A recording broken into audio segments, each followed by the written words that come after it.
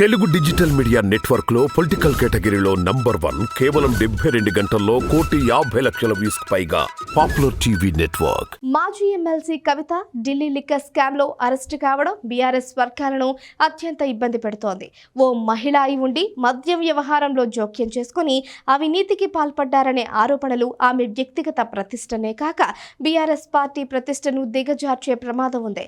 వాస్తవానికి 2 ఏళ్లుగా సాగుతున్న మద్యం కుంభకోణం లోక్సభ ఎన్నికలకు ముందు క్లైమాక్స్ కు రావడానికి రాజకీయ కారణాలు ఉండొచ్చు.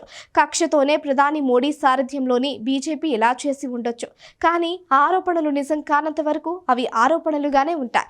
40 దశాబ్దాల ప్రత్యక్ష రాజకీయాల్లో ఆ పార్టీ వ్యవస్థాపకుడిగా, మాజీ సీఎంగా, అన్నిటికీ మించి తెలంగాణ వంటి ప్రత్యేక రాష్ట్రాన్ని సాధించిన నాయకుడిగా బీఆర్ఎస్ అధినేత కేసీఆర్ తీవ్ర విషమ పరీక్షని ఎదుర్కొంటున్నారు. గతంలో ఎన్నోసార్లు ఆయన ఇలాంటి విపత్కర పరిస్థితుల్లో చిక్కుకున్నప్పటికీ ఇప్పుడున్న సందర్భం వేరు. అవినీతి ఆరోపణల్లో నేరుగా ఆయన కుమార్తె కవితనే ఆరోపణలతో అరెస్ట్ అయ్యారు. చర్యలు తీసుకుంటారా? గతంలో ఆలే నరేంద్ర, సిరిసిల్ల రాజయ్య సహా ఎందరో కీలక రాజకీయ నాయకులపై కేసీఆర్ పార్టీ పరంగా చర్యలు తీసుకున్నారు. వారిపై ఆరోపణలు రావడంతో పార్టీ నుంచి సస్పెండ్ చేశారు.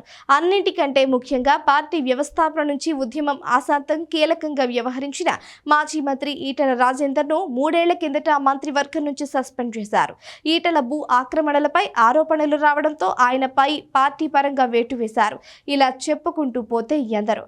మరి ఇదే నియమం కేసీఆర్ కుమార్తె ఎమ్మెల్సీగా ఉన్న కవితకు ఎందుకు వర్తించదనే ప్రశ్న రాజకీయ వర్గాల నుంచి వినిపిస్తోంది. మరోవైపు కేసీఆర్ కుమార్తె అయితే చర్యలు తీసుకోరా అని నిలదీత ఎదురవుతోంది. కవిత తెలంగాణ జాగృతి సంస్థ అధ్యక్షురాలు కూడా.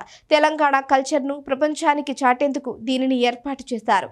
అలాంటి వ్యక్తే మద్యం కేసు ఆరోపణల్లో చిక్కుకున్నారు.